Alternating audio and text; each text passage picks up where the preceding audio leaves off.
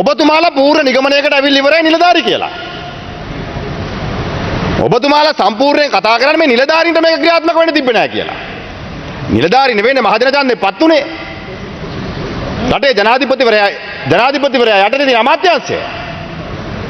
විධායක ජනාධිපතිවරයාගේ විෂය. හැබැයි නිලධාරීන්ගේ මේ චෝදනාව ගහලා අඟ බේර ගන්න ලෑස්ති වෙන්න එපා. දැන් අනුරාධ මන්ත්‍රීතුමා මේ වෙලාවෙත් ගිහිල්ලා කතානායකතුමාට සිලෙක්ට් කමිටියක් කියලා ලිඛිතව බාර දුන්නා. විපක්ෂ නායකතුමා ඇතුළු මන්ත්‍රීවරු ගණනාවක් අත්සන් කළා. අපි හොයමු. මේකට වග කියන්න ඕනේ කවුද? වගකීම් පැහැරහැරියේ කවුද? ජනාධිපතිවරයා ආණ්ඩුව පත් වෙලා අවුරුද්දක් මාස දෙක තුනක් ගිහිල්ලා ආපදා කරන කමිටුව කැනෙව්වද? මේ කාල සීමාව ඇතුළත.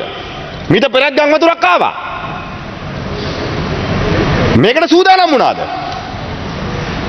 රජයේ නිලධාරීන් කාලගුණ දෙපාර්තමේන්තුව කියන කාරණා ඔබ පිළිගත්තද?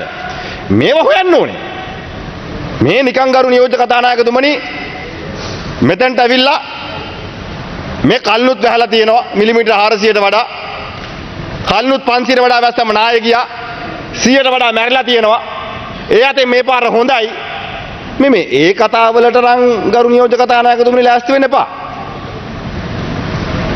ඒවට ලෑස්ති වෙන්න එපා. ඔබට විහිළුවක් මේක. හික්කෙක් ගගා ඉන්න. අහිංසක මැරිච්ච මිනිස්සුන්ට තමයි වේදනාව තියෙන්නේ. ඔයාලට මේක විහිළුවක්. ඔව් අපි දැක්කනේ ඔයාලගේ විහිළු මීට තරුණ ඇමතුමා මේ කරුණා කළා දැන්වත් විහිළු නොකර අහගන්න. විහිළු නොකර අහගන්න. අන්න පොළොන්නරු රජුරෝ අපෙන් අහගන්නත් එපා. ඔබතුමාලා මිනිස්සු පස් කඳු වලට යට වෙනකම් බලන් ඉඳලා දැන් ඇවිල්ලා මෙතන විහිළු කරන්න ලෑස්ති වෙනවා. ගා නියෝජ්‍ය කතානායකතුමනි. ඔබතුමාට මේ විපක්ෂයට චෝදනා කළා මේකත් බේර ගන්න පුළුවන් කියලා හිතනවා නම් වැරදිලා.